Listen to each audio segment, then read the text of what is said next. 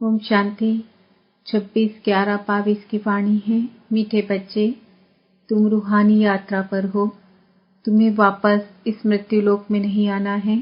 तुम्हारा उद्देश्य है मनुष्य से देवता बनना और बनाना। प्रश्न: 16 कला संपूर्ण बनने वालों की निशानी क्या होगी? उत्तर: वह अपनी झोली ज्ञान रत्नों से अच्छी तरह से भरकर दूसरों को भी भरेंगे। ज्ञान रत्नों का दान कर अपना मर्तबा ऊंच बनाएंगे। वह पक्के महावीर होंगे। उन्हें माया जरा भी हिला नहीं सकती। वह अखंड अचल शुरू से अंत तक चलते रहेंगे। प्रश्न: पापों से मुक्त हो पुण्य आत्मा बनने की युक्ति क्या है? उत्तर: इस अंतिम जन्म की कहानी बाप को सुनाकर राय लो। साथ साथ बाबा को याद करते ज्ञान रत्नों का दान करते रहो तो पुण्य आत्मा बन जाएंगे। गीत भोलेनाथ से निराला कोई और नहीं। ओम शांति। बाबा ने ओम का अर्थ समझाया है। बाप भी कहते हैं ओम शांति।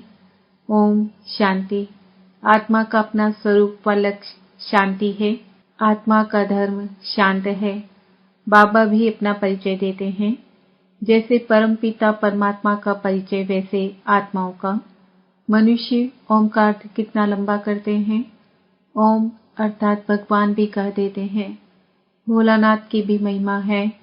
भोलानाथ शंकर को नहीं कहेंगे क्योंकि शंकर आदि मध्य अंत का राज नहीं समझाते हैं।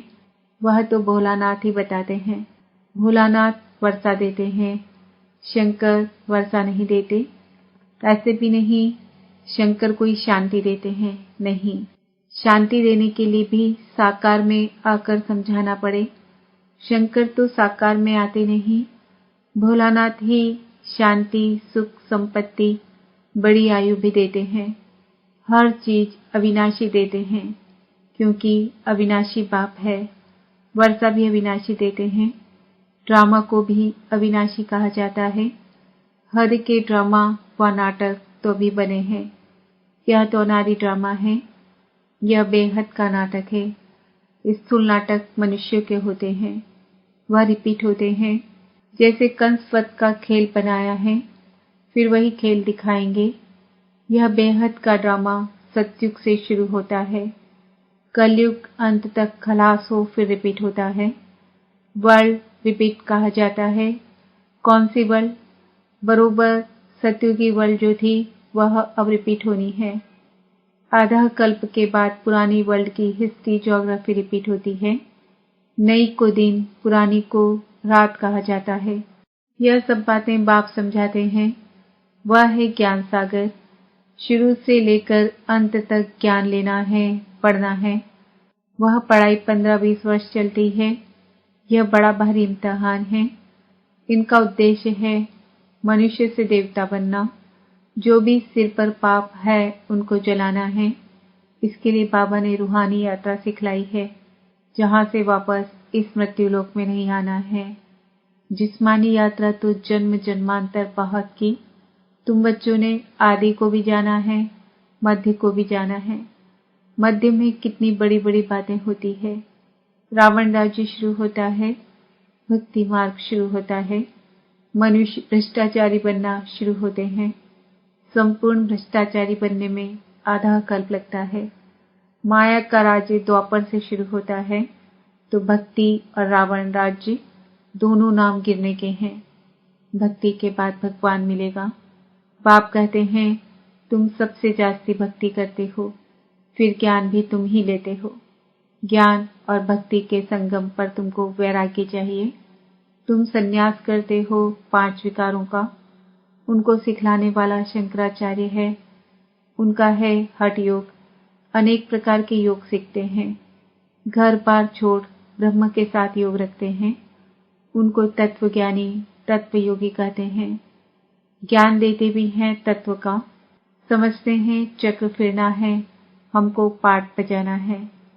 यह बातें उनके आगे ऐसे हैं जैसे बंदर के आगे डमरू बजाएं। अब बंदर मिसल मनुष्यों को मंदिर लायक बनाने के लिए यह ज्ञान डांस करते हैं। ज्ञान डांस उन्होंने डमरू नाम रख दिया है और कहते हैं राम ने बंदर से न ली। बाबा समझाते हैं तुम सब बंदर थे। शिव बाबा ज्ञान डमरू बजाए बंदर से मंदिर बनाते हैं। वह समझते हैं लंका में रावण का राज्य था। बाप कहते हैं सारी दुनिया सागर के बीच खड़ी है। इस समय सारी दुनिया में रावण राज्य है। वह हद की बातें सुनाते हैं। बाप तो बेहद का राज समझाते हैं। सारी दुनिया रावण की जंजीरों में फंसी हुई है। सारी दुनिया को विकारों के कारण पतित कहा जाता है। पतित पुकारते हैं कि है पतित पावन, आओ आकर हमको पावन बनाओ। आत्मा को ही पावन बन वापस घर जाना है। तुम जानते हो एक बाप के बच्चे हम भाई बहन ठहरे तो जरूर प्रजापिता ब्रह्मा भी चाहिए। शिव बाबा कहते हैं कि तुम निराकार आत्माएं शिववंशी हो, फिर साकार में भाई बहन बनते हो। निराकार में सब भाई भाई हो, फिर प्रजापिता ब्रह्मा साकार में आते हैं तो तुमको भाई बहन बनाते हैं। रूहानी रीति से भाई भाई, जिस्मानी रीति से भाई बहन हो तो यह निश्चय रखना है कि हम शिववंशी प्रजापिता ब्रह्मा कुमार कुमारियां हैं। वर्षा पाना है बाप से। बाप को अविनाशी सर्जन भी कहा जाता है। हर एक का कर्म बंधन अलग अलग है। बाप आकर कर्म, अकर्म और विकर्म की गति समझाते हैं। हर एक को अपनी अपनी जीवन कहानी सुनानी होती है। यह तो जानते हो द्वापर से लेकर तुम पतित बनते हो। अब यह तुम्हारा अंतिम जन्म है। जो कुछ पाप किए हैं वह सब कुछ जमा होते आए हैं।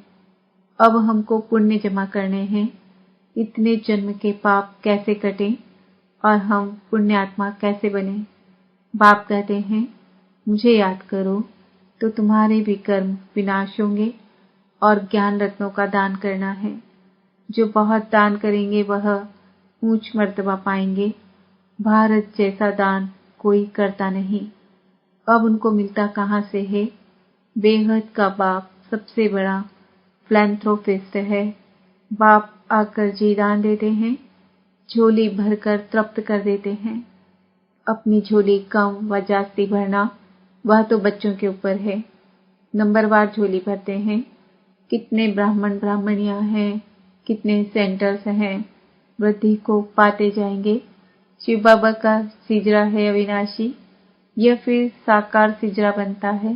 ड्रामानुसार कल पहले जिसने ज्ञान की धारणा की है सो करेंगे। हम साक्षी होकर देखते हैं। पुरुषार्थ तो जरूर करना पड़े। पुरुषार्थ के बगैर प्रारब्ध नहीं मिल सकती।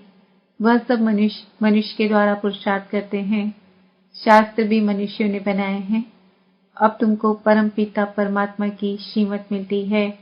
ऊंचे ते ऊंचा है भगवान, ऊंचे ते ऊंचा उनका ठाव है। बाप आया है सुखधाम शांतिधाम का मालिक बनाने। सबको शांतिधाम ले जाते हैं। कितना बड़ा बेहद का पंडा है। वह एक है, बाकी जिस्मानी यात्रा पर ले जाने वाले तो अनेक पंडे हैं। कुंभ के मेले पर ढेर पंडे होते हैं। यह सच्चा सच्चा कुंभ का मेला है, परंतु पंडा एक ही है। तुम हो पांडव सेना। उन्होंने तो 5 पांडव दिखाए हैं। वास्तव में गायन इनका है। यह है शक्ति सेना वंदे मातरम। मुख्य है भारत। यह सबका माता पिता है, सबको पावन बनाते हैं। श्री कृष्ण को तो सब नहीं मानते। श्री कृष्ण का नाम गीता में डालने के कारण भारत को इतना ऊंच तीर्थ समझते नहीं हैं। बाप कहते हैं गीता पढ़ते पढ़ते मनुष्यों की क्या हालत हो गई है। बाप तो सबको वर्षा देते हैं। ज्ञान तो अथाह है। सागर को स्याही बनाओ तो भी बेअंत अंत नहीं पाया जाता। गीता में शिव बाबा के बदले श्री कृष्ण का नाम डाल दिया है। अब तुमको अंधों की लाठी बनना है। बाप का परिचय देना है कि ऊंचे ते ऊंच कौन है। परम पिता परमात्मा। वर्षा किससे मिलेगा? उनसे। कल्प पहले भी ब्रह्मा द्वारा वर्षा लिया था। स्थापना हुई थी। वर्णों को जरूर फिरना है। तुम शुद्ध से ब्राह्मण बनते हो।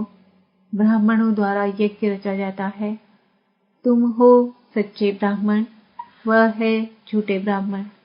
भगवान उवाच, मैं तुम बच्चों को राजयोग सिखलाता हूँ। यहाँ तुमको भगवान पढ़ाते हैं, वहाँ मनुष्य को पढ़ाते हैं। सबको पहले बाप का परिचय देना है। परमपिता परमात्मा से आपका क्या संबंध है? कितना भी समझाओ फिर भी कह देते हैं परमात्मा सर्वव्यापी है, पत्थर बुद्धि है। अरे हम संबंध पूछते हैं, सर्वव्यापी का संबंध होता है क्या? बच्चों को सर्विस जोर शोर से बढ़ानी है। बहुत समझते भी हैं, परंतु बाहर निकले और खलास। सृष्टि चक्र को समझ ले वह मुश्किल है। मेहनत चाहिए, परंतु ड्रामा अनुसार जो बच्चों ने मेहनत की है वह ठीक है। ड्रामा में जो था सो रिपीट हुआ। कोई सेकंड में बाप को पहचानेंगे, कोई 7 दिन में, कोई 1 मास में, कोई चलते चलते ठंडे हो पड़ते हैं, फिर संजीवनी बूटी से खड़े हो जाते हैं। बच्चे जानते हैं श्रीमत पर हम भारत को स्वर्ग बनाने के रिस्पॉन्सिबल बने हुए हैं।